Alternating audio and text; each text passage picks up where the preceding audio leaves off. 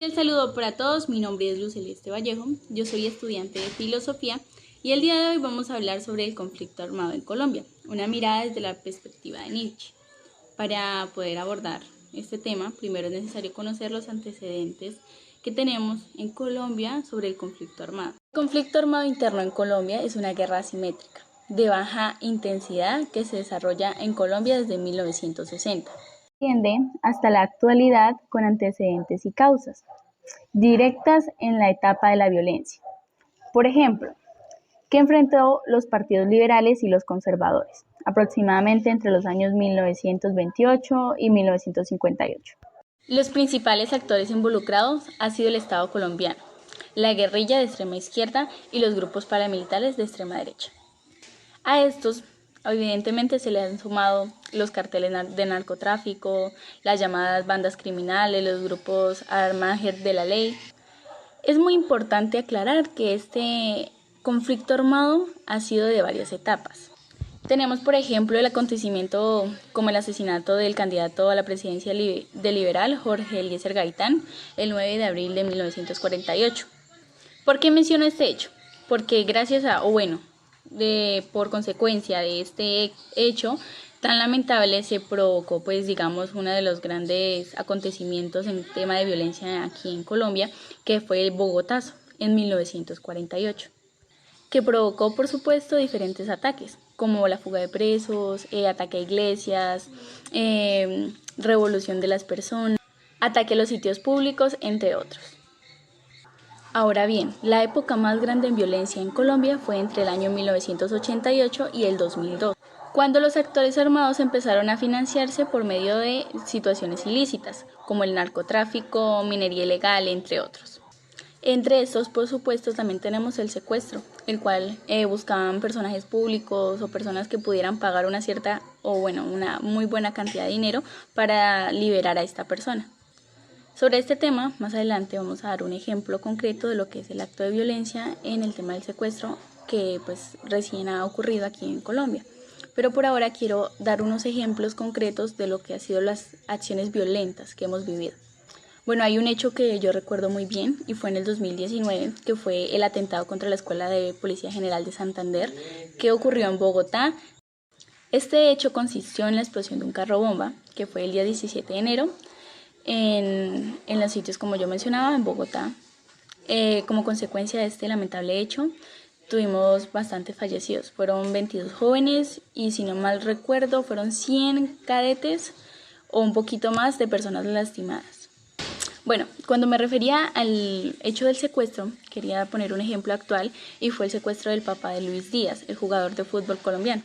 Por la que menciono este hecho es porque gracias a una publicación en Twitter, el comisionado de la paz comunicó que se trataba del ELN, es decir, que los grupos al margen de la ley habían capturado nuevamente a una persona para beneficiarse de este secuestro y que este jugador, debido a su, comodidad económica, a lo que él se dedica, que obviamente es una figura pública, querían sacarle dinero y extorsionarlo a través del secuestro con su papá.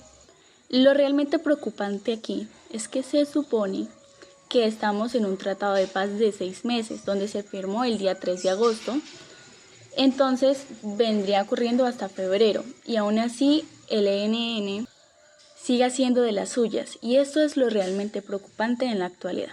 A pesar de haber un tratado de paz, no se respeta, y esto es a lo que nosotros llamaríamos una paz, por así decirlo, en nuestra actualidad. Bueno, mi idea consiste en plantear posibles soluciones a esta problemática a través de lo que nos plantea el filósofo Nietzsche. Con los planteamientos de Nietzsche tenemos la voluntad de poder. Si bien la noción de la voluntad de poder en la filosofía de Friedrich Nietzsche es muy compleja y se presenta en diversas interpretaciones, se sugiere que la voluntad de poder es el impulso fundamental que impulsa a todos los individuos en la sociedad en general, es decir, es el impulso que tenemos de hacer ciertas situaciones, ciertas cosas que nos llevan a ciertos resultados. Sin embargo, aplicar esta idea o este concepto a lo que vendría siendo una solución al problema del conflicto armado interno en Colombia es un poquito más cuidadoso y riguroso. Es por eso que después de analizar, consideré aplicar, digamos, algunas nociones de la voluntad de poder en el contexto colombiano. Muy bien, primero yo propongo lo siguiente, es el entendimiento de las motivaciones y los deseos. Consiste en analizar las motivaciones profundas detrás de los conflictos internos en Colombia, identificando las diversas fuerzas del juego como tal, de dónde viene pues esta ganas de conflicto desde este punto y analizar eso. Con lo que pues nos llevaría, digamos, a entender las aspiraciones y deseos de diversas partes involucradas, ya sean individuos, grupos étnicos o políticos, entre todo, es un ejemplo de pues, los diversos tipos de conflictos que vivimos internamente en Colombia. Bueno, y como otro punto, yo propondría el reconocimiento de la diversidad y la pluralidad. ¿Qué quiere decir esto? Aceptar y celebrar la diversidad cultural y étnica, por supuesto. Como bien hemos visto, la mayoría de paros que se han hecho internamente ha sido por paro indígena o paro por que no sé, como yo mencionaba anteriormente, tienen ciertas necesidades que no se les está atendiendo como tal. Si bien para tratar de entender que Colombia es digamos un sitio de manifestación rica, o sea, digamos, ¿cómo lo puedo explicar? Es reconocer que la sociedad colombiana es rica y compleja en su debida multiplicidad, es decir, que representa, digamos, aspiración por diferentes lados, que se puede aprovechar diversas situaciones en diferentes ámbitos y en diferentes comunidades y sacar provecho en esto.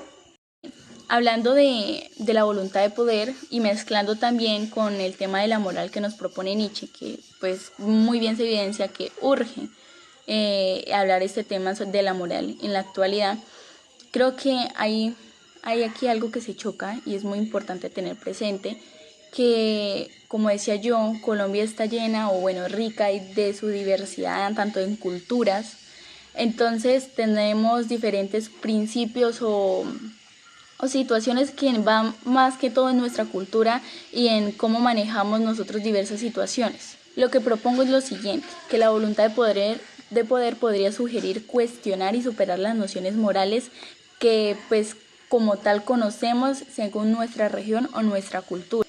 Claro está que esto no significa abandonar por completo nuestros principios o nuestras creencias dependiendo de nuestra etnia, cultura, lo que sea, sino reemplazarlos de manera que fomente la comprensión y la cooperación. Es decir, yo pongo de mi parte, tú pon de tu parte y juntos, sin dejar de ser lo que somos, vamos a complementar nuestra población.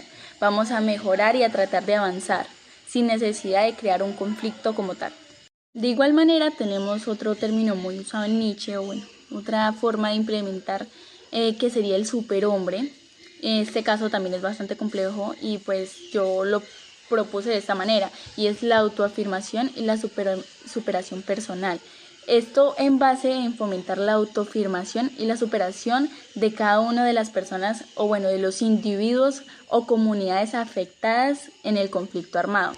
Esto implica, apostarle a cultivar la fortaleza interior de cada persona, es decir, en tratar de hallar la belleza de la resiliencia y de las adversidades que cada uno de ellos ha superado y en tratar de fomentar la superación personal, es decir, de que estas personas que ya vivieron este conflicto quieran o aporten para bien y no permitan, más que ellos son los que tienen la experiencia en el tema, que esto vuelva a ocurrir nuevamente. Ahora bien, hablando sobre el superhombre y mezclando un poquito el tema de los valores, tenemos en cuenta que la mayoría de las situaciones de conflicto se basa en que se cuestionan las normas, digamos, que existen como tal y yo creo que es una de las situaciones más evidentes que pasan cuando hay conflicto y es el desacuerdo de dos personas, tanto digamos de las personas que ya han vivido esto como en las que no nos ha tocado vivirlo de alguna manera o indirectamente. Creo que el desacuerdo crea el conflicto, ¿sí? Entonces yo creo que el superhombre busca sus propios valores y va más allá de las nociones tradicionales del bien y del mal. Entonces aplicarlo nos favorecería mucho para el tema de como la mejora del conflicto interno, por supuesto, que vive pues los ciudadanos, la población y ese tema. Muy bien, ahora vamos a hablar de un tema bastante importante que es la esperanza en el caos. Es decir, son más que todo como los principios fundamentales de esas personas que a pesar de los problemas y las dificultades no se rinden.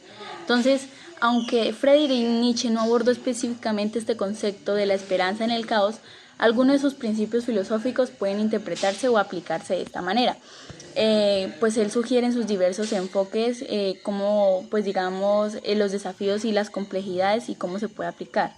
Bueno, pues aquí yo me tomé la molestia de aplicar, digamos, como hemos venido haciendo, algunas posibles afirmaciones que se pueden hacer o que se pueden implementar para mejorar el conflicto armado interno.